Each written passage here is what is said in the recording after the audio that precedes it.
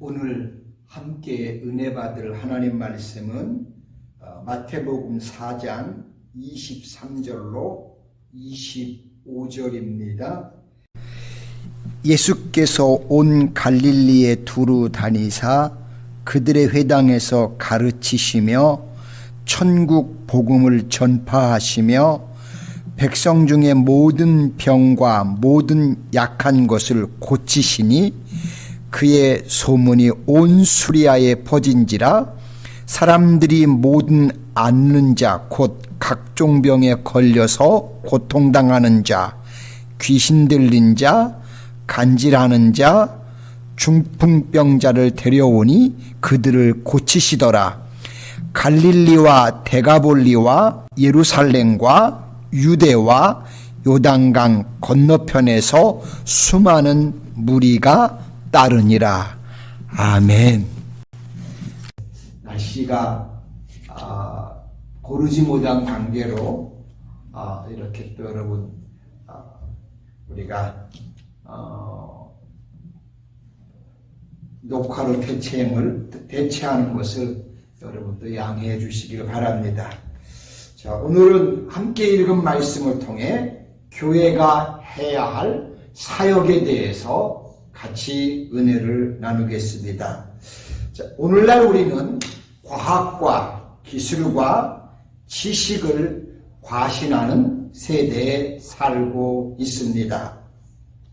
자, 그러다 보니 우리가 살고 있는 이 시대의 사람들과 교회 현장과 그리스도인들의 삶의 모습을 보면 모든 사람들이 성공에 목말라 하고 있다는 느낌을 받을 때가 있습니다. 자, 세상은 그렇다 치고 이와 같은 세상의 풍조가 교회의 섬김의 현장까지 밀려와 복음 사역을 마치 하나의 기업 경영처럼 생각하는 어리석음을 빚어내고 있습니다. 제가 한국을 떠나올 때 목사들 가운데 가장 인기 있는 사람이 명성훈 박사였습니다. 그분은 교회 성장 연구소 소장이었는데 얼마나 많은 목사들이 이 교회 성장학교에 등록을 했는지 구름대처럼 볼대처럼 몰려들었습니다. 물론 교회는 아름답게 잘 성장해야 합니다. 하지만 무조건 크고 보자는 지향주의는 아닙니다. 하나의 성공 사례가 나오면 마치 방법 그 자체가 부흥을 가져오는 것처럼 사람들의 시선을 끌지만 그분들이 주목하는 것은 그 방법을 사용하신 하나님이 아니라 방법 자체인 경우가 대부분이었습니다. 오늘날 교회가 하나님을 향하여 눈을 들기보다는 세상에서 유행하는 방법과 성공을 거둔 교회의 모델에 더 주목을 하고 있습니다. 자, 이러한 경향은 우리로 하여금 사람들을 하나님의 사람으로 세우고 그들을 통하여 일하게 하시는 하나님의 방법으로부터 멀어지게 한다는 것입니다.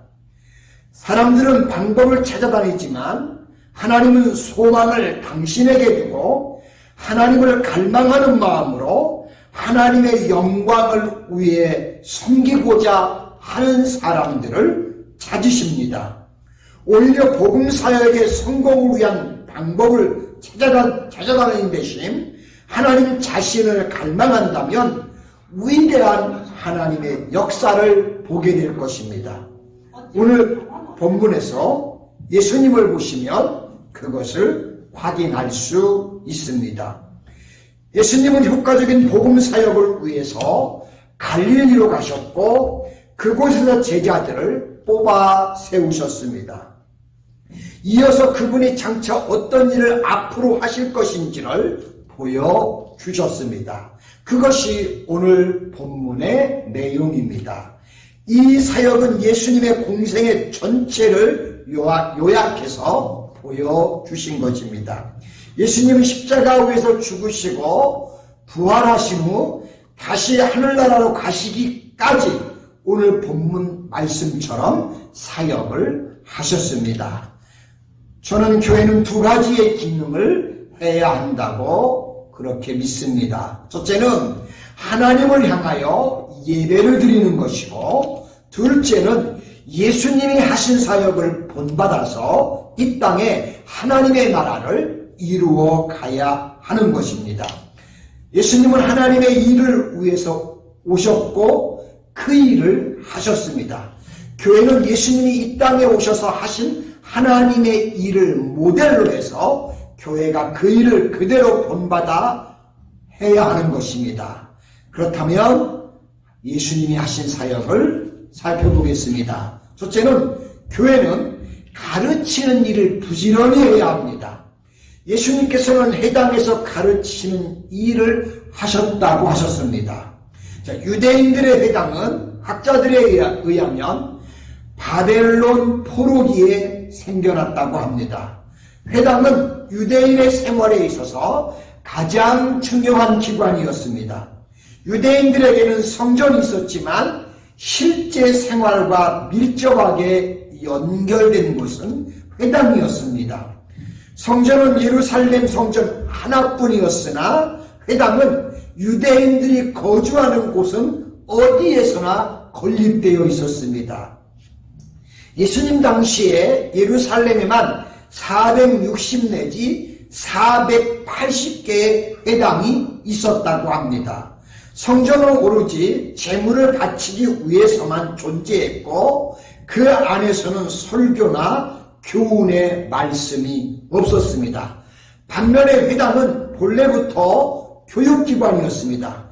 회당은 그 당시에 민중학교로 정의되었습니다. 자, 만일 누가 어떤 종교적인 교훈이나 전하고 싶은 종교적인 이념을 갖고 있으면 회당이 그 사람의 출발의 장소가 되었습니다. 왜냐하면 회당의 집회는 새로운 교사들에게 발언하는 기회를 주는 곳이었기 때문입니다. 회당의 집회는 세 부분이 있었습니다. 첫 부분은 기도하는 사람들로 되어 있었고, 둘째 부분은 율법과 예언을 낭독했습니다.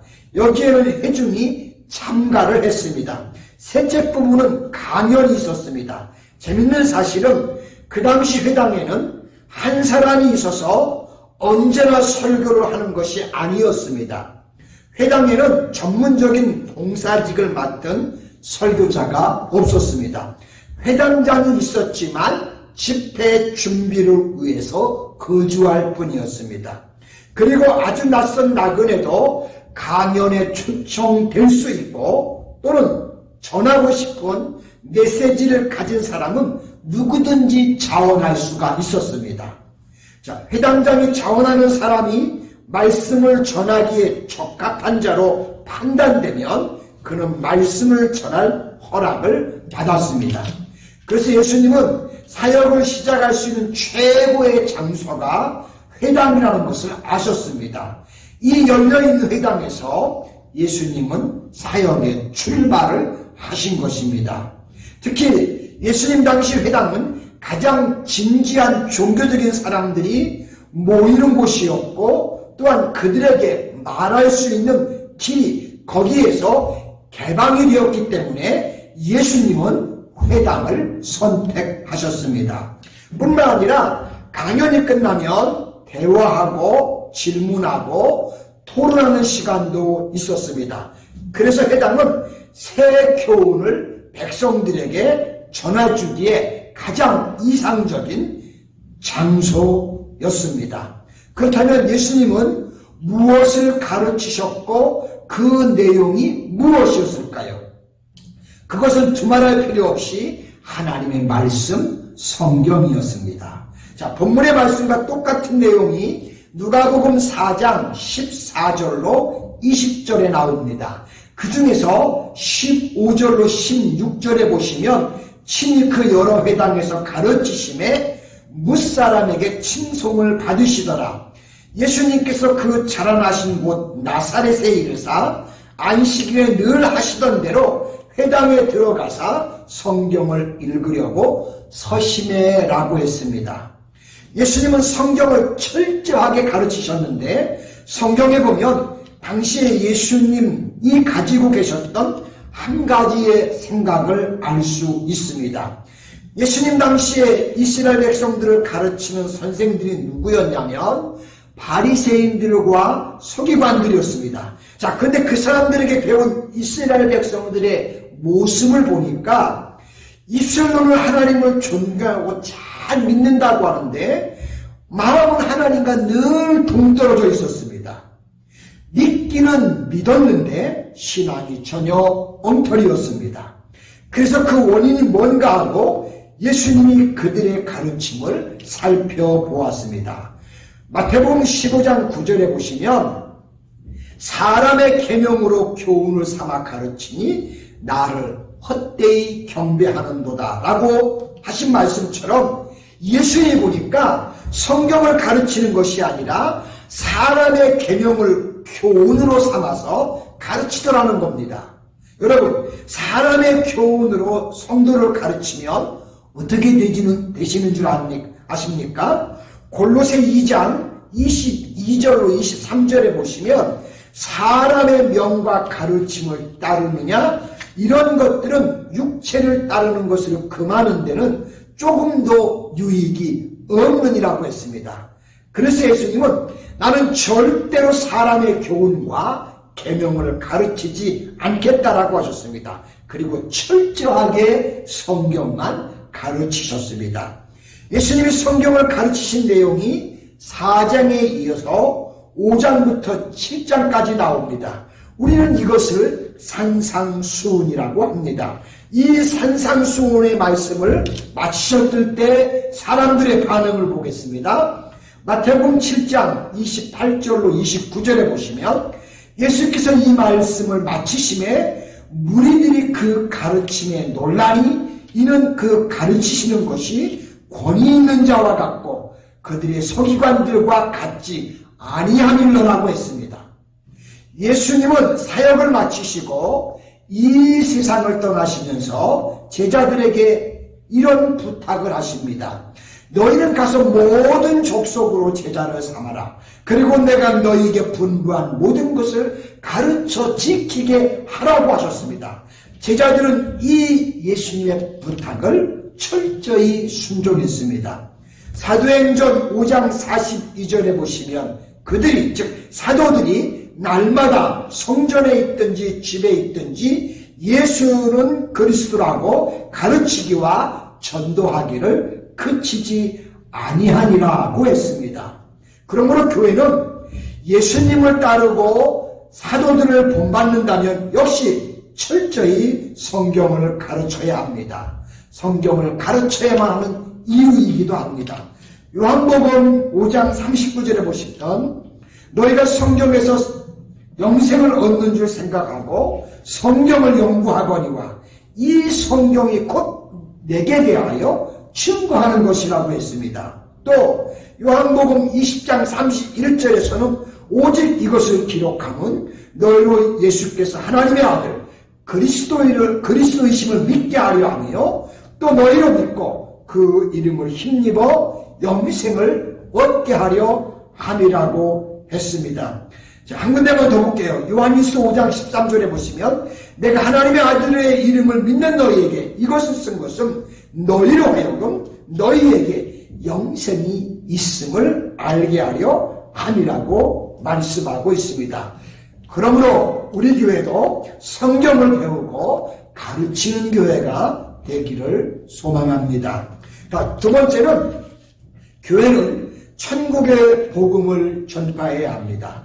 예수님은 복음을 가르치실 뿐만 아니라 귀에 있는 대로 가르치신 그 복음을 또한 전파하셨습니다. 여기 전파했다는 말은 선포했다는 말입니다. 전하고 외쳤다는 말입니다. 저는 이 설교를 준비하면서 믿는 사람들이 전도에 대해 다시 한번 생각을 해야 한다고 믿습니다. 자, 요즘 우리들은 전도에 대해서 이상하리만큼 알레르기 반응을 보입니다. 자신감이 없는 건지 아니면 우리가 믿고 있는 복음이 부끄러운 건지 혹은 다른 사람의 생명을 사랑하지 않는 것인지 자 그렇다면 또 다른 이유가 무엇인지 잘 모르겠습니다. 자 제가 한번 답을 말해 보겠습니다. 영적 전쟁을 하기 싫다는 것입니다. 여러분 신앙생활은 영적 전투입니다. 성경은 말씀합니다. 에베소 6장 12절에서 우리의 씨름은 혈과 육에 대한 것이 아니요 이 어둠의 세상 주관자들과 하늘에 있는 악한 영들의 배앙이라고 했습니다. 예수님께서 고요한 정막을 깨고 이 어두운 세상에 오셨습니다.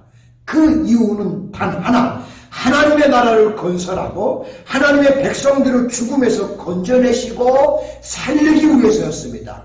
이 사역을 시작하려고 할 때 누구와 제일 먼저 부닥쳤습니까? 바로 사탄 마귀가 부닥쳤습니다. 40일을 금식하신 몸을 이끌고 치열하게 마귀와 싸우셨습니다.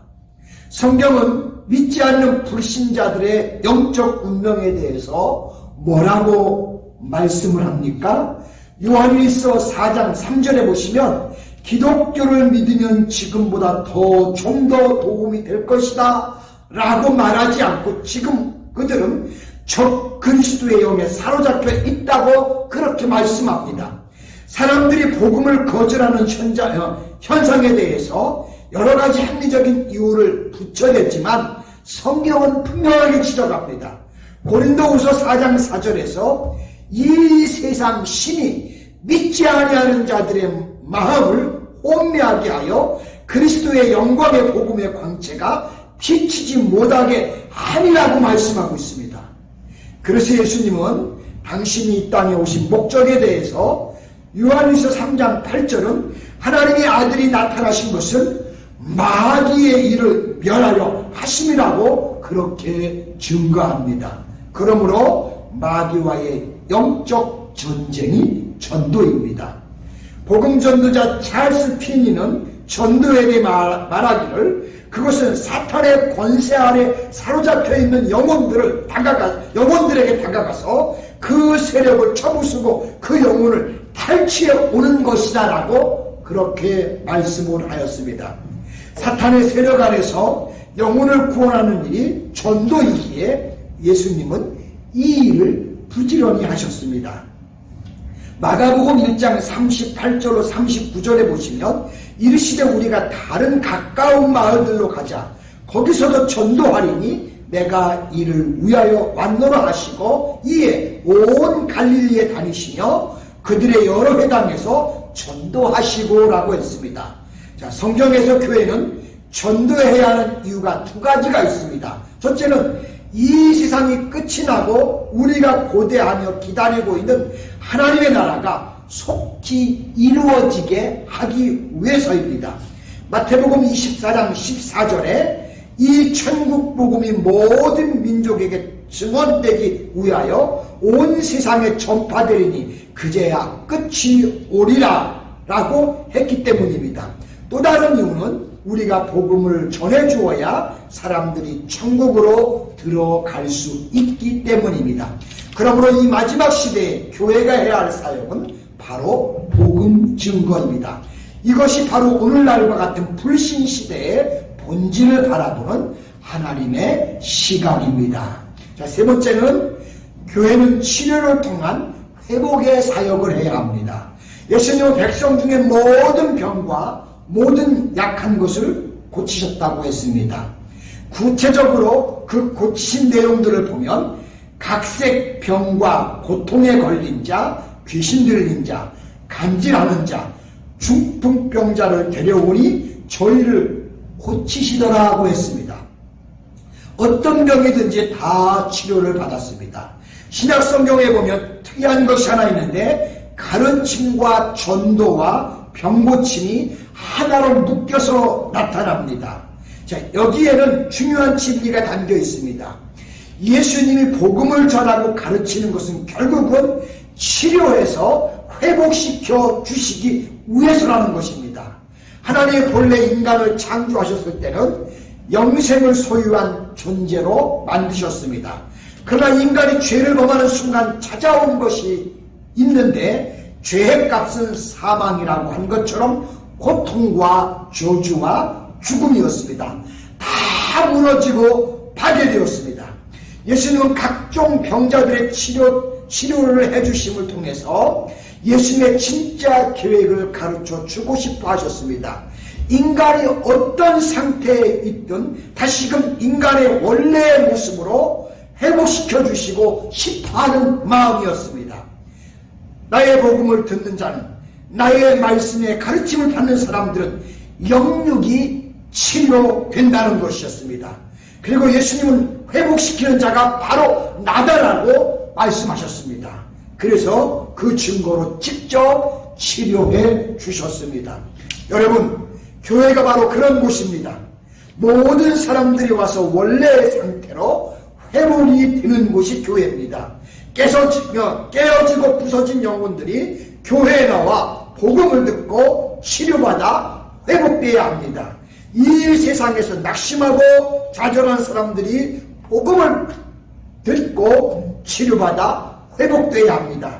개인이 회복되어야 합니다. 가정이 회복되어야 합니다. 자녀가 회복되어야 합니다. 직장이, 사업이 회복되어야 합니다. 사랑이 회복되어야 합니다. 죽었던 자들이 복음을 듣고 살아나야 합니다. 우리들이 천국 백성으로서의 모습이 회복되어야 합니다. 저는 복음을 통해서 우리 교회에서 새 생명의 회복이 일어나기를 간절히 소망합니다. 에덴의 회복이 있기를 원합니다. 천국의 회복이 있기를 원합니다. 교회가 말씀을 가르치고 전해서 회복의 역사가 일어나게 되면 어떤 일이 벌어질까요? 비로소 교회가 부흥하기 시작합니다. 25절을 보시면 갈릴리와 데가볼리와 예루살렘과 유대와 요단강 건너편에서 수많은 무리가 따르니라 라고 했습니다.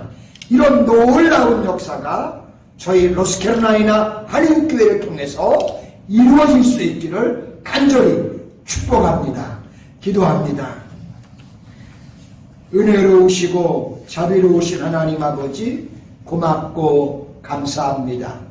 이곳에 우리 노스캐롤라이나 한인교회를 세워주신 하나님 아버지, 이제 우리 교회를 세워주셔서 하나님이 하시고 싶어하는 사역을 오늘 말씀을 통해서 우리로 하여금 깨닫게 하시니 진심으로 감사를 드립니다. 하나님, 저희 교회를 통해서 치료를 통한 회복의 역사가 일어나게 하여 주시옵소서. 뿐만 아니라 하나님, 이제 우리 교회가 천국의 복음을 전파하여 확장해가는 놀라운 교회가 되게 하여 주시고, 우리 교회는 이 가르치는 일을 부지런히 감당함으로 마지막 때에 주님의 놀라운 사역을 감당함으로 우리 교회를 통해서 모든 것들이 다시금 회복되어지는 역사들이 우리의 삶 가운데 나타나도록 축복하여 주옵소서. 예수님의 거룩하신 이름으로 기도드리옵나이다. 아멘.